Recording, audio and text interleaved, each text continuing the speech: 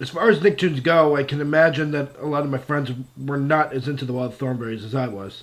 And so therefore a lot of them didn't want to see the Wild Thornberrys movie, much like I did. Now granted, was I excited for this as I was for, say, something like Harold the movie? Not exactly. But when I finally did get around to going to see it, I really liked it. And it's only, I think, gotten better in the years that I've seen it. Here's the plot. Eliza Thornberry, 12-year-old girl with the special ability to talk to animals, thanks to rescuing a shaman who was a trapped warthog. Long story. Is in Africa with her family because, well, her family travels all around the world in a convoy because her father hosts a nature show which her mother films. So, while she's there, she reunites with a cheetah she knows, voiced by Alfred Woodard, and she plays with the cheetah cubs. However, one of the cubs is stolen by a poacher flying in with a helicopter, and Eliza, feeling responsible, desperately wants to figure out some kind of means of saving the cheetah after she's already put herself in danger climbing onto the helicopter's rope ladder. Her parents, with her father Nigel, voiced by Tim Curry, reluctantly decide that to keep her out of danger, they have to send her to an English boarding school, which her grandmother, played by Lynn Redgrave,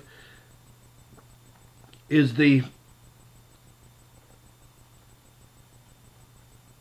either owns or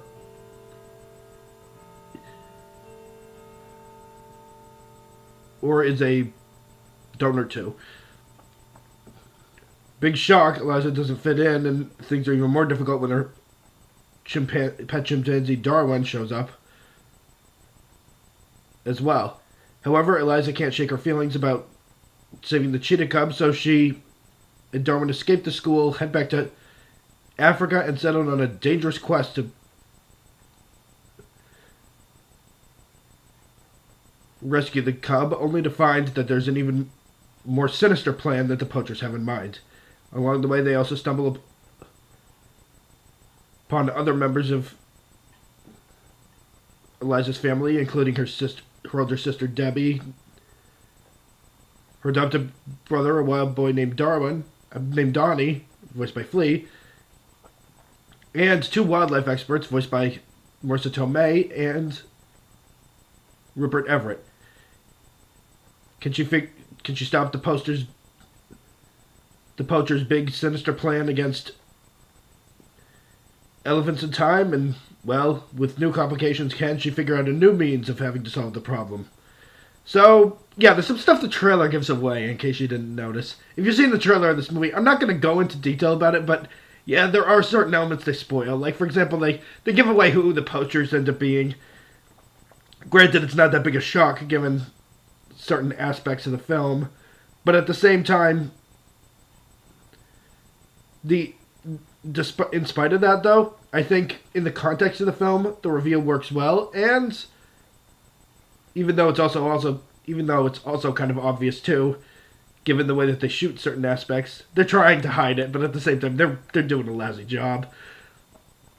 But at the same time, the actors doing the voice of the poachers, they're good. They're really intimidating, and you get the sense that these two don't just simply think about killing animals as like they're just animals. I mean, they think of these as living creatures, and the fact that that they've killed several, and not to mention going to kill dozens, hundreds, or up to 1,000, that's pretty dark stuff.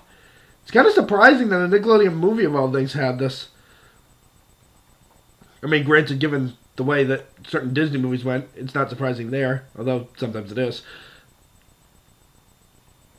Also, I want to give Lacey Chabert a lot of credit for her voice acting as Eliza. She's always done such a great job with that. And the fact that Eliza is such a fleshed out, fascinating character, that also always sticks with me too.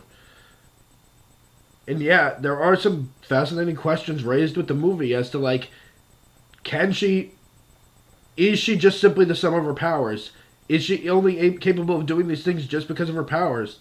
Just because of her ability to speak to animals? And so then that's really brought into focus here, and I think that it really does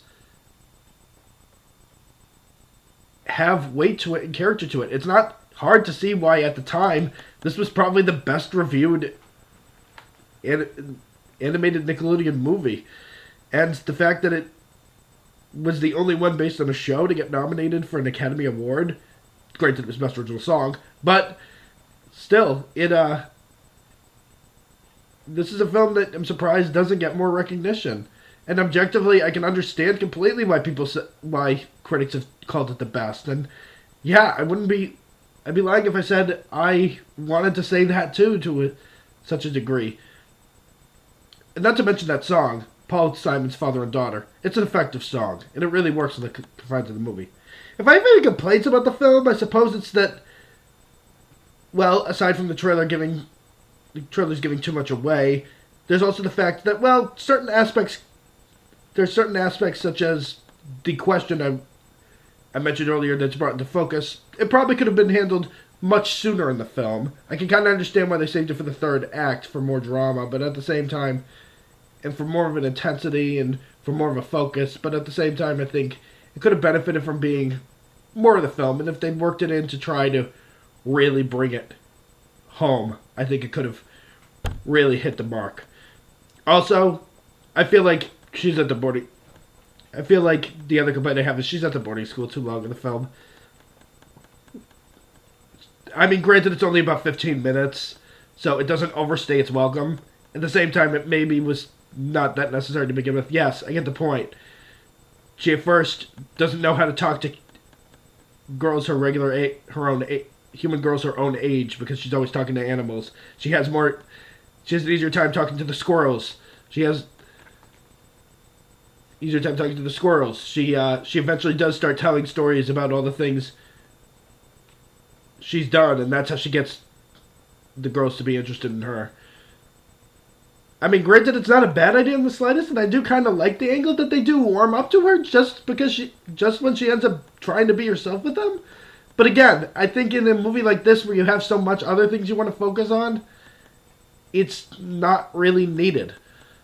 Another complaint I suppose I have is, one other complaint I have is the movie is balancing a lot. I mean, you also have a native boy who's Debbie's love interest, but then again, they purposely don't I think they give that as much focus as it needs. I think it doesn't overstay its welcome. In the meantime, I suppose the pacing is a bit slower, but at the same time, I appreciate the meticulousness of it. I think that because it is taking its time to build to its action scenes, to its big moments, it helps give them more weight. So, yeah, I think if you're willing to accept all these things and more, then I think this is a film that's worth traveling on with.